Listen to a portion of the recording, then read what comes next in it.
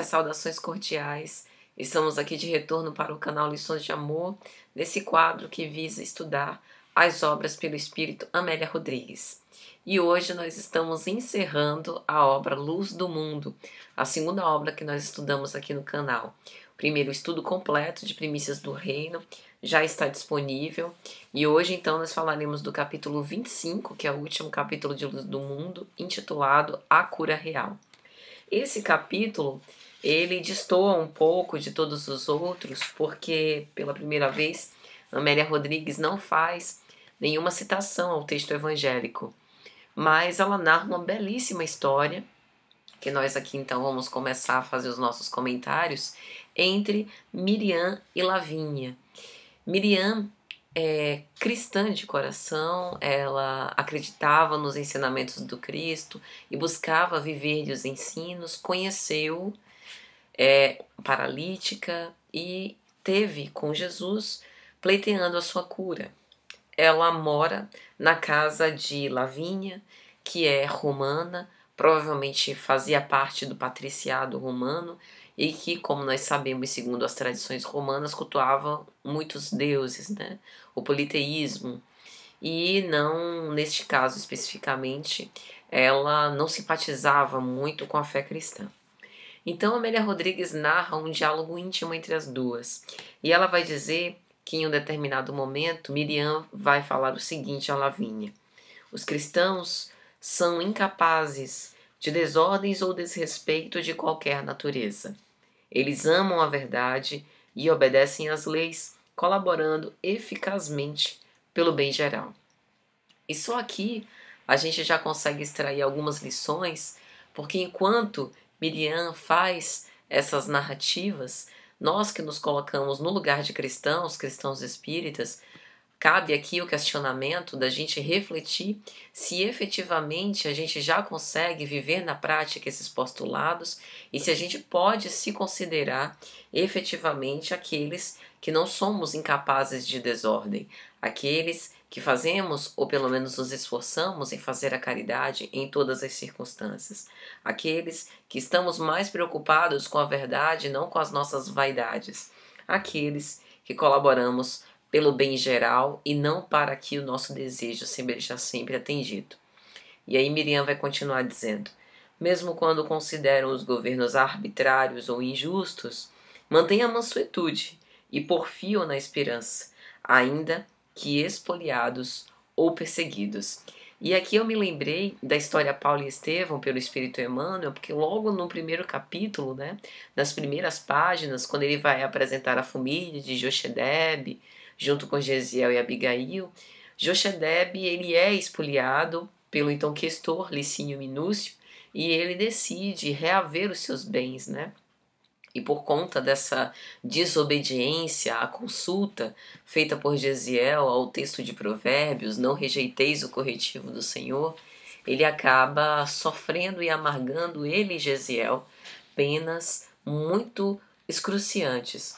Então é interessante o contexto e a contemporaneidade destes ensinamentos, desse diálogo de Miriam, perante governos arbitrários ou injustos, manter a mansuetude, a pacificidade e sempre perseverar porfiando na esperança, sem perder a paz interior, mesmo que sejamos perseguidos pela justiça, como o próprio Cristo nos advertiu. E Lavínia, ouvindo essa proposta de renúncia, essa proposta de amor total, de entrega, de perdão, ela fica um tanto quanto incomodada.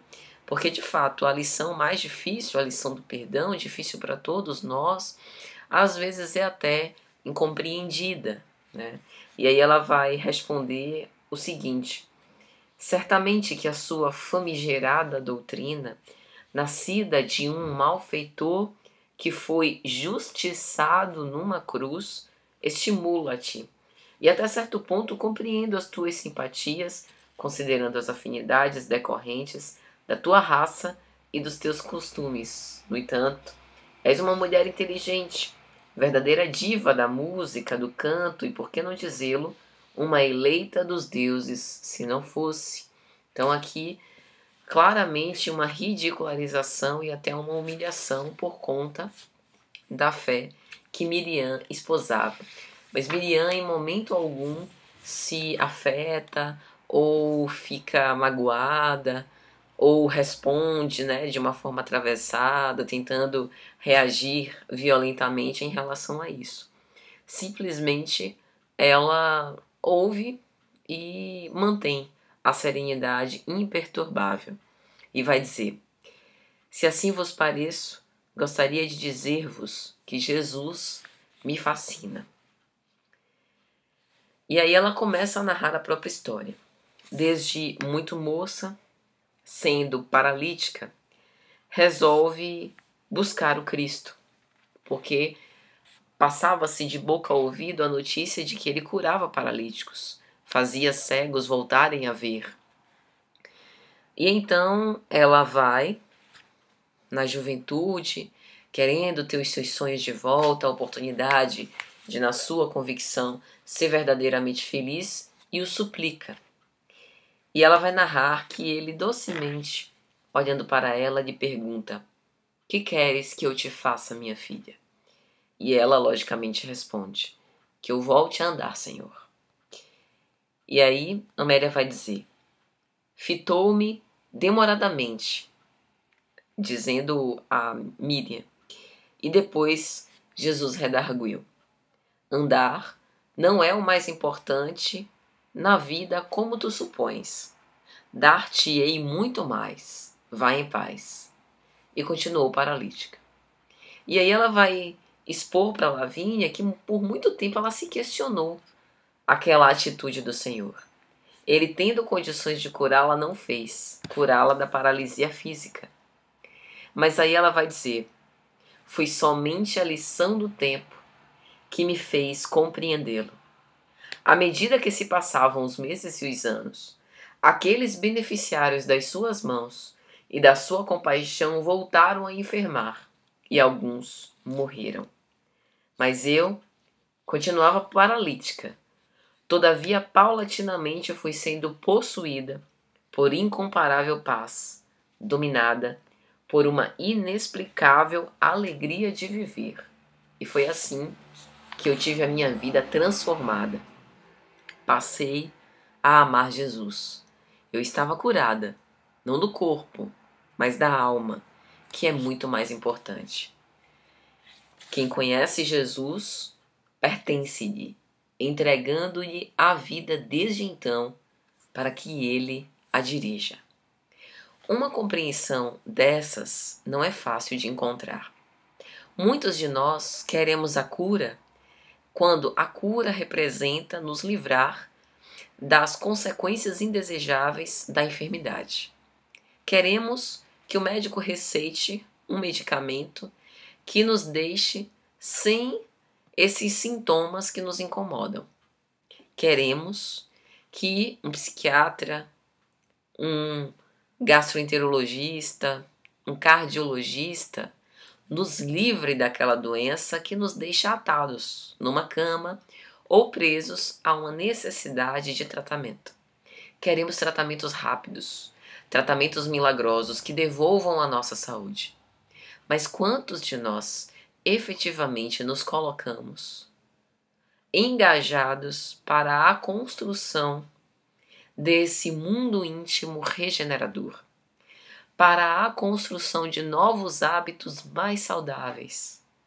Quantos de nós queremos efetivamente a cura real? Porque todos os males procedem da nossa causa raiz, a nossa alma. Então, meus amigos, desejo ardorosamente que a história de Miriam nos inspire a todos, que por algum momento da nossa vida vamos passar por oscilações. Enfrentaremos dificuldades, porque ter fé não é privilégio para passar indene as influências e as provas. Que tenhamos força e coragem suficiente e bebamos nessa mensagem divina o consolo e o alento para que a gente possa perseverar até o fim, pois só assim nós seremos salvos.